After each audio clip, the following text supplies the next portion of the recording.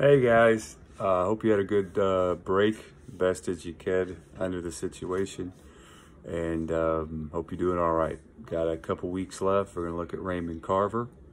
Um, Usually, I'm able to squeeze one more. Try to, but I also like ending with Carver. I think Carver is a great way to kind of end our theme of the semester, which is storytelling and the reasons people see story. I think a number of the things we've talked about over the course of the semester will come back up in some surprising ways in these Carver stories. So kind of looking forward to seeing what you think about it.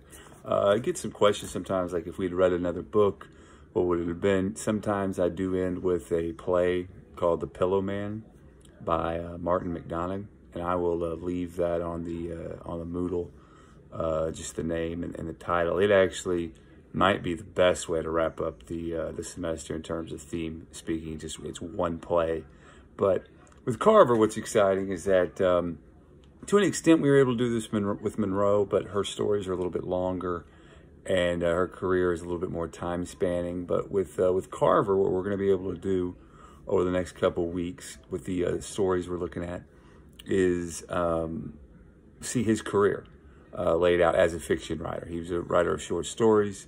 He also wrote poetry, but we're going to be looking at his fiction. And he had three major releases. There are a few other sort of selected and collected essays, things like this, but he had three official short story collections. And we'll be able to look at stories from each of those, which gives us a chance to look at how his career evolved. And it certainly evolved. While all the stories definitely seem like Carver stories, there were a lot of changes over the years in more ways than one, as we'll see sort of down the line.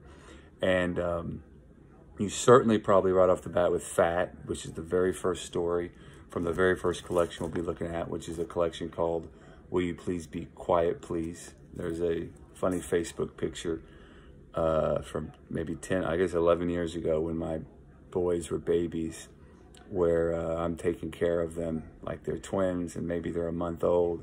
And I was teaching this book that semester, and in the background it said, "Will you please be quiet, please?" Somebody wondered if that was a plant, but I was actually teaching that collection. But his three major story collections were Will You Please Be Quiet, Please, which he released a week after he went bankrupt. Very, very hard times. His second release is called What We Talk About When We Talk About Love, and his third release is called Cathedral. Now, those of you who have the book, these are all arranged in order. The stories are in the order they were in the collections and so forth. So you'll be able to see kind of the path we're going on. Those of you who weren't able to do that, I'll try to keep you focused on kind of where the stories fell in the particular books and so forth. But what's interesting is that while the stories definitely bear some real strong stylistic and thematic similarities, in general, the books in and of themselves each kind of told of a particular era. And the first collection, Will You Please Be Quiet, Please? Most of the stories are about people who are on the verge of having things happen to them, mostly negative. So it's sort of like stories about characters on the brink. That would be like maybe the one thing you could see in Will You Please Be Quiet, Please, is that these characters are all sort of on the brink of some sort of disaster, some larger than others. The middle collection, and this is important for you to note, and you may want to take this down. I'll mention it again on the Moodle forum just so you can keep it clear. The middle collection, What We Talk About When We Talk About Love, the stories are actually even more spare and minimal than the stories in Will You Please Be Quiet, Please? And they are mostly aftermath stories, meaning that for the most part, they're stories that take place after this bad thing has happened to these particular characters. And there's even some overlap, not with the same characters, but you can see how, oh, this is sort of a spiritual sequel to something in Will You Please Be Quiet, Please? Cathedral is a little bit different. Certainly stylistically, it's the stories are a little bit longer. They still have a minimal feel in terms of characterization sometimes and language, but they are a little bit longer, and they are stories oftentimes of the struggle for redemption. So there's three very distinctive sort of eras for his book, and Cathedral was his last collection. He released some collected works, but his last collection of new fiction before he died at the age of 50. Raymond Carver was as popular a short story writer as there was in American letters in the last half of the 20th century, maybe of all time in some ways. But his stories are very sort of distinct, and sometimes they're not for everybody. And I know Fat sort of catches people off guard sometimes, but I think it's the perfect story to open with. It's the story that opens his first collection. So we're literally opening with the story that he chose to sort of have his, introduction to our world. And Fat is more important, maybe seeing Fat as a way to read his stories rather than indicative of his stories themselves. And oftentimes, especially early on, maybe before you even get the flow of these Carver stories, you'll feel like Rita in Fat, the friend, who's waiting for more to happen. And when it's over, you're like, huh? That's it. Like, you may even said that in Fat. I mean, a lot of people do sometimes. But that's not the point. And that kind of gets into Carver's themes. Carver, like I said, is called a minimalist. His stories are very, very different in terms of style and language from all of the writers we've looked at so far. Now, there's a few reasons for that, and we'll kind of learn some of these as we go along. But I think it's the easiest way to link Carver to the authors we've read before, be it Yates or O'Brien or Lahiri or Monroe, is that he too is dealing with characters in search of meaning. Oftentimes it's isolated to some sort of singular event or moment, much like a poet might do. So different in that way than, the plots are not complicated in these Raymond Carver stories. But essentially, they're characters looking for some sense of understanding. Unlike the characters we've seen, though, so far, especially in the book that we just finished with Monroe, these are characters who can't quite, or even come close to in some cases, articulate what it is they're searching for. So you're not going to get the same type of epiphanies in these Carver stories, even stories that, especially the early ones, that, like I said, they changed a little bit in that last collection. These early Carver stories, you're dealing with characters whose lives are every bit important to look at and to explore, but they aren't blessed with, say, Tim O'Brien's insight that he's able to imbue in all his characters. Norman Bowker we're able to listen to Norman Bowker's story through Tim's voice, and in doing that, Norman Bowker, who is unable to articulate his own sort of problems once he got back home from the war, Tim O'Brien allows him to do that. Carver doesn't do that for his characters. Some may say it's because maybe Carver, that's where he worked best as a writer. I can personally say that as a 20-year-old years ago, obviously 20-year-old literature student who got into literature because he wanted to write, and there's no great writer out there who isn't an omnivorous reader.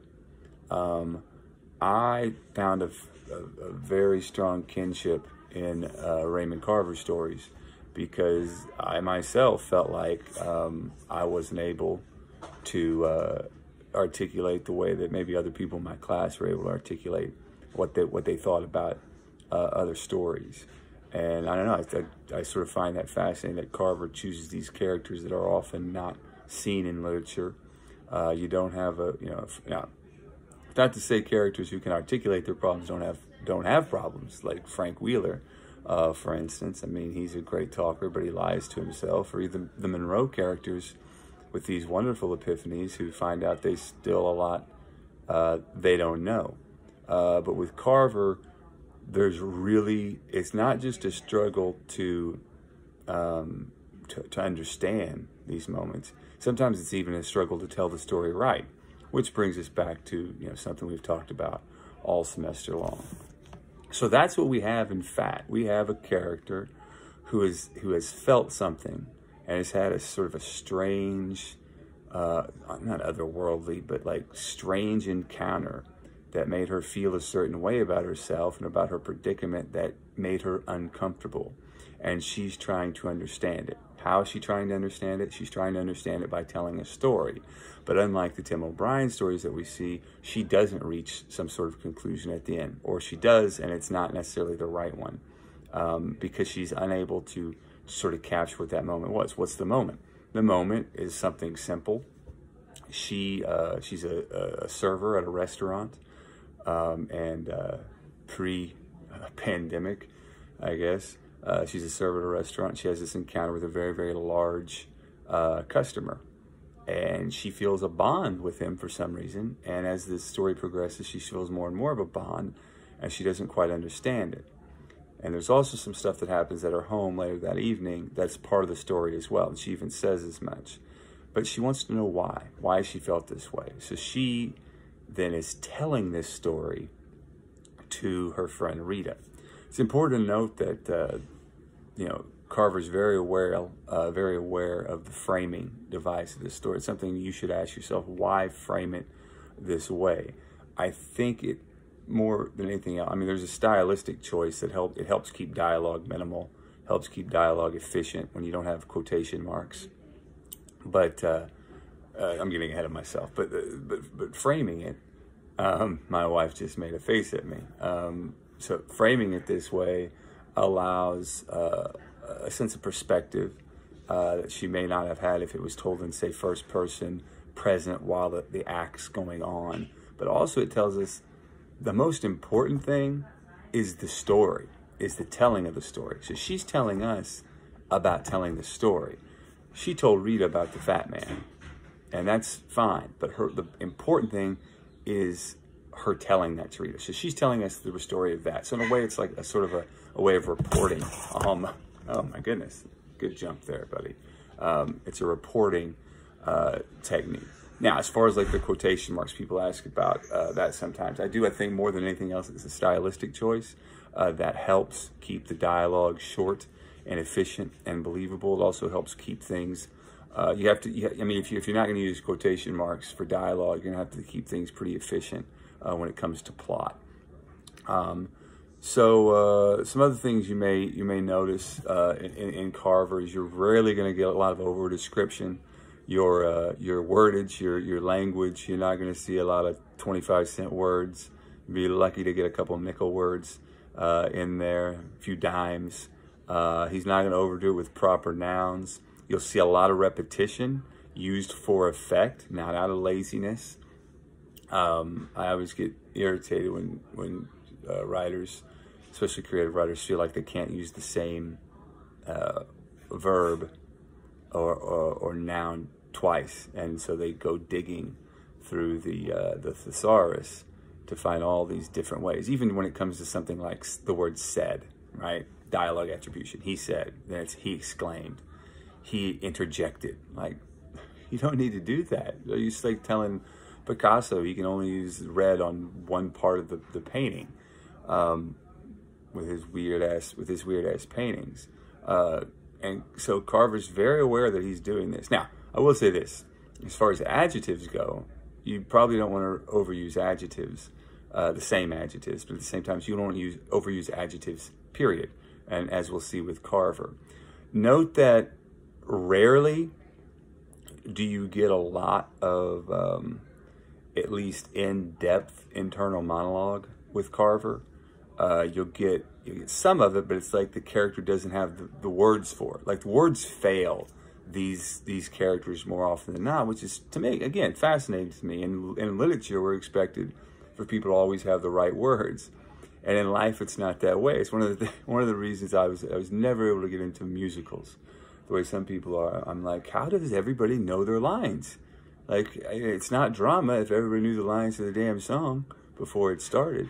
But again, I get what they're doing there. Again, this is going a different way, is Carver. And I think it's awesome that the inarticulate, when it comes to language, I'm not saying dumb or anything like that, but people who don't have the ability to put things to words correctly. And as someone who stumbles sometimes over lectures I give, especially when I don't have a class in front of me, I can feel for that too. But it's fascinating. It's awesome to me that they're every bit as deserving of a voice. And that's what Carver gives us. Now, you're saying you get all this out of fat? Like your lecture is going to be 9 times as long as the story. Well, I think it's very important to pour over how this story was written. Now, next few lectures we'll double up. I'm going to double up some stories just because of some overlying themes. So the lecture will cover 2 stories at once. But this one I really wanted to dig into. All right, that's going to be part 1.